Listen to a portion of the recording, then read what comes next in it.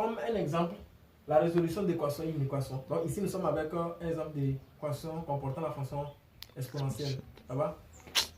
D'abord, nous avons dit qu'on ne peut commencer la résolution des équations et des inéquations sans d'abord chercher quoi? Le domaine sans de pour autant chercher validité. le domaine de validité. C'est très important. Oui. Alors que notre fonction ici, la caractéristique que cela nous accompagne, c'est que cette fonction est définie sur R, la fonction exponentielle. Quel que soit x dans R, nous avons expo x-3 qui existe, qui est possible.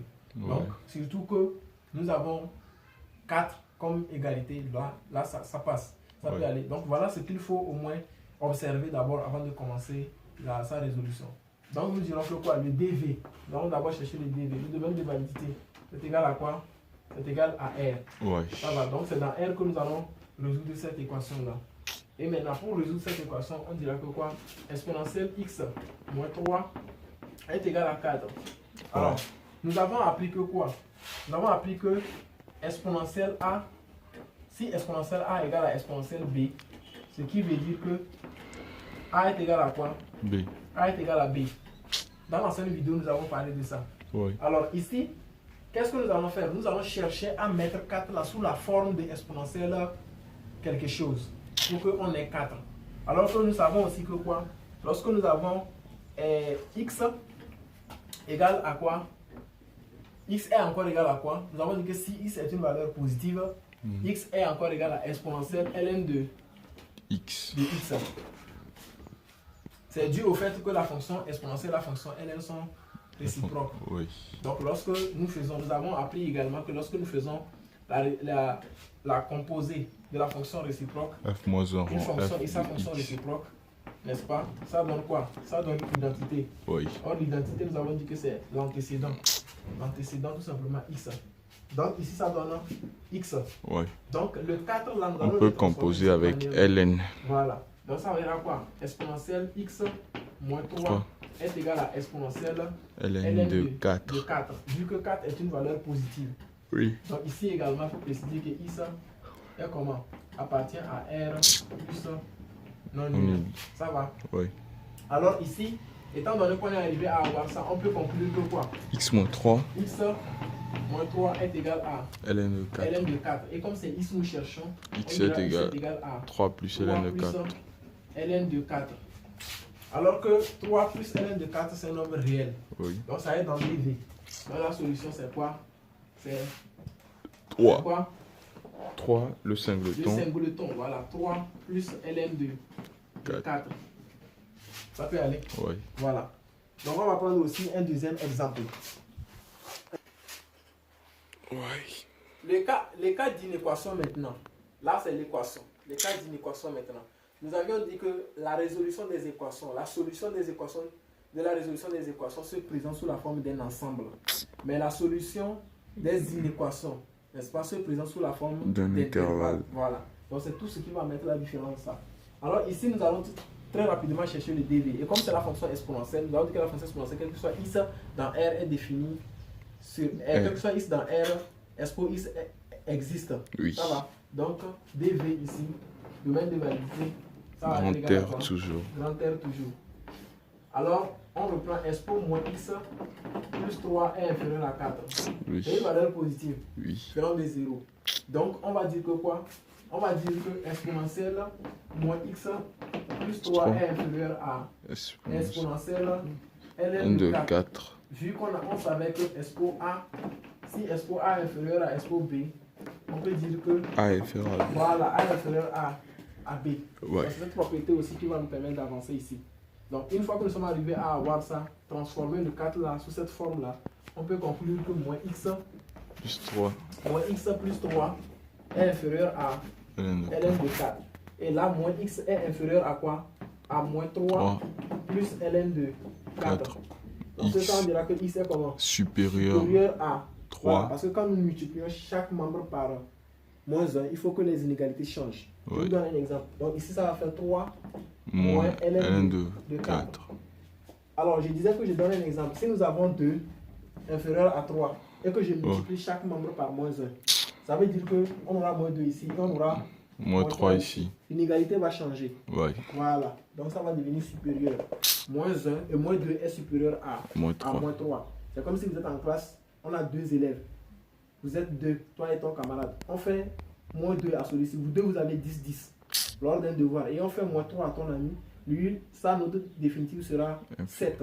Oui. Et toi, on te fait moins 2, tu auras 8. Tu auras 8. Donc, de vous deux, ta moyenne est encore plus élevée que lui, malgré que, comment appelle-t-on, pour toi, la distance à 0 était 2.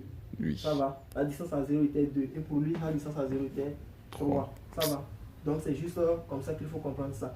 Donc, ici, nous allons dire que la solution, c'est quoi? Si x est supérieur, tous les x qu'on prend dans R sont supérieurs à cette valeur, qui est la solution. Ça veut dire que la solution, c'est quoi? C'est l'intervalle. Moins l'infini. Et 3 moins ln de 4 à plus l'infini. Voilà, intervalle ouvert. Oui. 3 moins ln de 4 à plus l'infini. C'est ça la solution. Ouais. Parce que si nous faisons l'intersection avec grand R, on retrouve encore cet intervalle-là. Ouais. Tout intervalle inter R donne lui-même. Ça peut aller. Ouais. Maintenant, il faut voir le... C'est bon. Il faut voir le cas de l'équation 2 là. Je donne ça, ça fait exponentielle 2x plus 1 égale à moins 1. Exponentielle 2x plus 1 égale à moins 1. D'abord, nous avons dit que quoi? Vous avez écrit égal à 1. Égal à moins 1, j'avais dit. Voilà. Nous avons dit que quel que soit, il faut toujours commencer par dv. Donc, on a dit que quel que soit quoi? Quel que soit x élément de R, expo 2x moins 1 plus 1. Ah ouais, il doit être supérieur à 0. F supérieur à 0. Donc, strictement supérieur à 0. Donc, le dv, c'est le grand R. Ça va?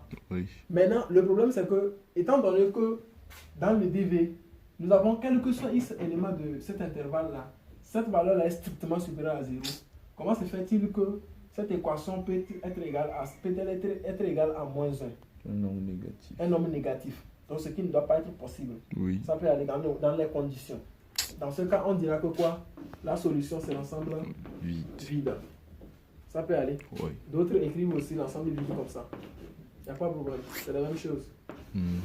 Ça peut aller. Oui. Voilà. C'est bon. Bien, donc voilà aussi un autre cas. Là, nous allons dire quoi? Les dv que nous allons chercher, ça sera par rapport à la fonction logarithme népérienne. Oui. Ça va? Donc ici, on dira que dv, c'est quoi? La condition, c'est quoi? Quel que soit x, élément de R, oui.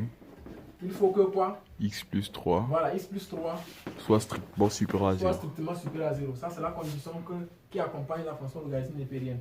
Donc, on va dire x plus 3 supérieur à 0 implique que x est supérieur à moins 3. Si x est supérieur à moins 3, ça veut dire que x appartient à l'intervalle moins 3 à plus l'infini. Ça veut dire que notre dv, c'est quoi? Moins 3 l'intervalle ouvert moins 3 plus à plus l'infini. Voilà. Maintenant, la résolution de cette équation, ça sera quoi? Je répète ça d'abord. ln de x plus 3 égale à moins 1. Est-ce que ln d'une valeur peut être négative? Bien sûr. Bien sûr. Parce que nous avions dit que quoi? La fonction f de x égale à ln de x est définie sur l'intervalle 0 ouvert à plus l'infini vers R. Ça veut dire tout simplement, nous avons aussi trouvé que quoi? Dans 0 à plus l'infini, nous avons deux intervalles caractéristiques. 0 nous avons le à premier 1. intervalle, voilà. 0 à 1. Si x appartient à cet intervalle, ln de ce x-là est négatif. Oui. Et maintenant, si x appartient à l'intervalle 1 à plus l'infini, 1 à plus l'infini, nous avons dit que ln de ce x-là sera comment? Positif. Supérieur à 0. Oui. Et dans le cas où x est égal à 1, ln de 1 ou bien ln de x est égal à 0. Voilà les conditions, les caractéristiques que nous avions données par rapport à la fonction logarithme népérienne.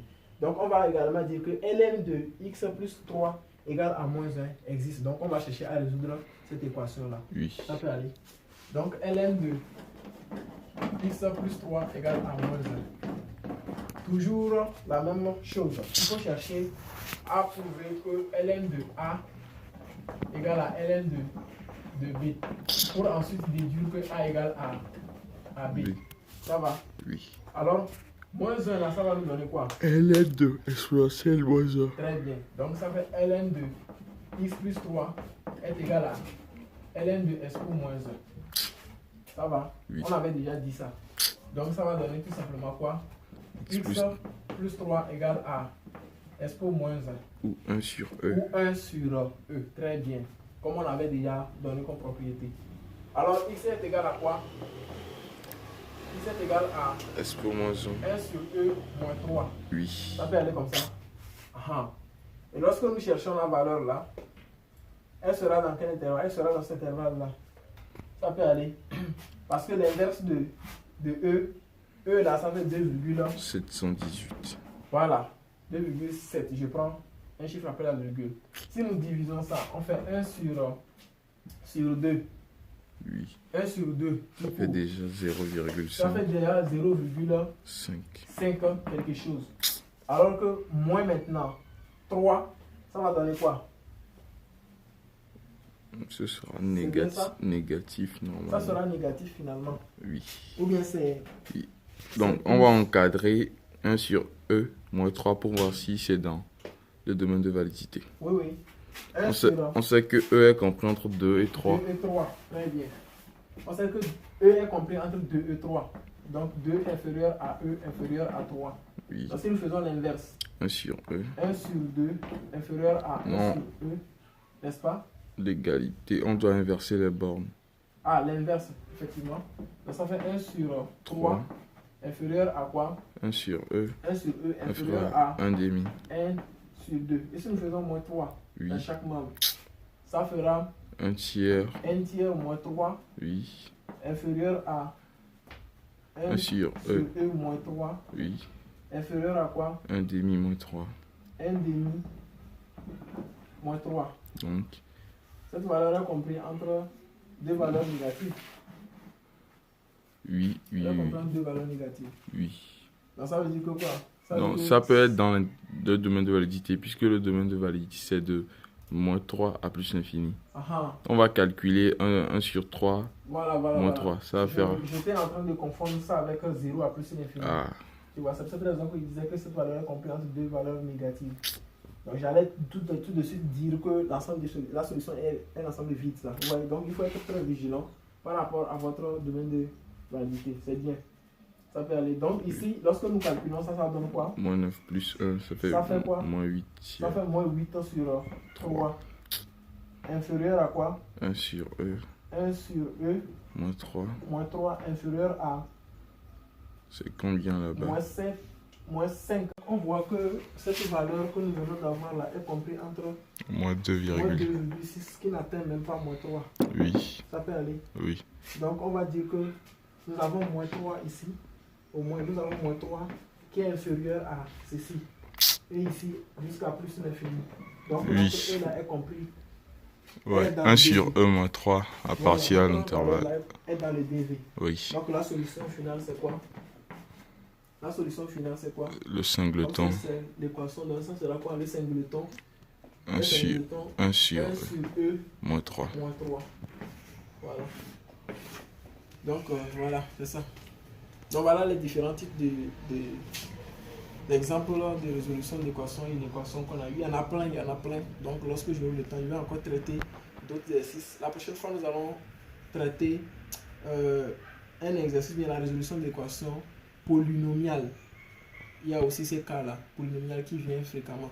Donc je vais aussi illustrer ces cas de résolution d'équations ou une équation aussi comportant la fonction logarithme népérienne et la fonction exponentielle. Donc voilà un peu. A plus.